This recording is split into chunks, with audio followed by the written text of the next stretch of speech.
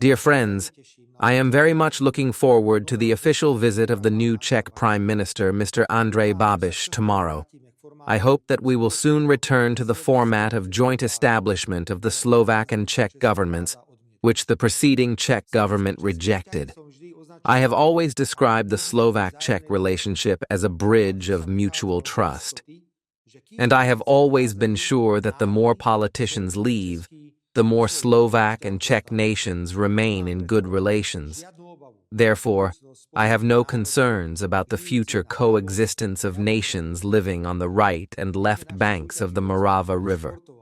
Let our competition be only sporting, and in this spirit, I must sincerely wish the Czech hockey team to win the silver medal at the World Championship, and thank the young Slovak hockey players for their promising performance and sympathetic representation of our government. Dear friends, other events on the international scene very clearly underline the essential differences in foreign policy of the current government and that which it wants to do in the event of the seizure of power by the opposition. First of all, the opposition does not know what it wants, and this applies not only to foreign policy, but to practically all areas. It is probably no coincidence that one of the purely liberal commentators described the obedient Slovakia as an empty bottle. Well, listen. After I was invited to the United States to meet with the American president, the opposition accused me of having prepared the invitation, and now it asks me to attend the ceremony.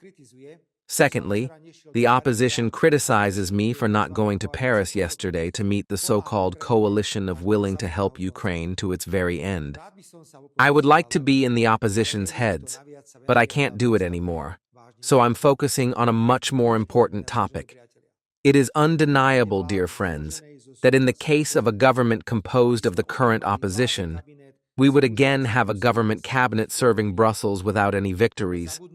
We must forget the sovereign Slovak foreign policy oriented to all four world parties.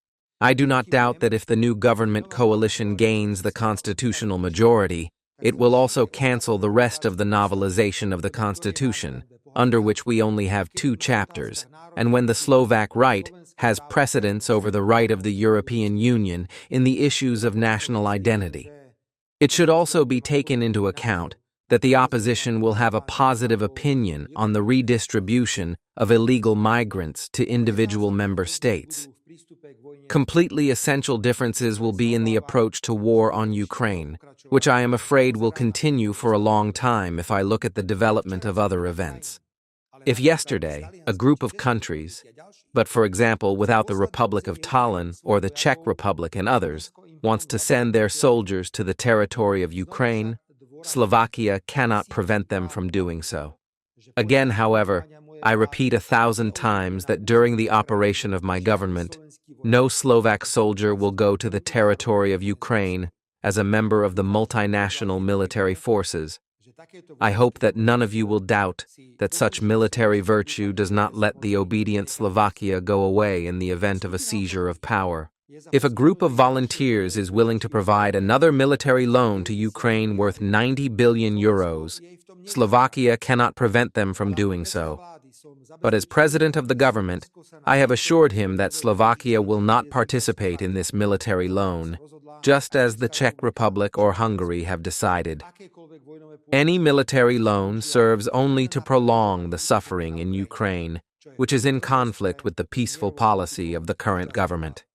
As we have heard from several opposition representatives, I would participate in a military loan for Ukraine. If a group of volunteers agrees to continue to send weapons to Ukraine for free, we cannot stop them. However, we will not donate any weapons. It is not necessary to ask the opposition whether it would continue to donate weapons, because when it was in power, it donated almost the entire arsenal of the Slovak army to Ukraine, which we are now renewing for expensive money. As president of the government, I can imagine Slovakia's participation as a neighbor of Ukraine in monitoring the peace agreement, or an example, if the opposing parties ever agree on it, because such agreements cannot be forced. And in the face of the plans of the so-called coalition of volunteers, I fundamentally prioritize bilateral, mutually beneficial cooperation with Ukraine on the basis of joint commitments of governments. The goal is civil cooperation, energy and transport connections, help with electricity or gas, humanitarian aid, for example, demining machines. As a matter of fact, I am pleased with the information about the opening of a border crossing for pedestrians and cyclists between Vyshny Nemetsky and Uzhhorod, which in one single day served more than 1,000 people. For a long time, I have presented a different opinion on the war in Ukraine, such as Germany or Great Britain, and their strategy does not work. It is wrong. It only leads to more and more bloodshed. In addition, it is naive to expect a total weakening of the Russian Federation. And the strength of the current government, dear friends, is that it freely expresses its own opinion.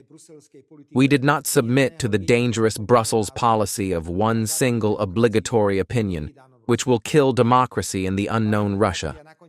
Dear friends, in the end, I am glad that the opposition has spoken up. At least we could have said what awaits us if it wins the elections and leaves purely for the Brussels government. We will do everything to prevent this from happening.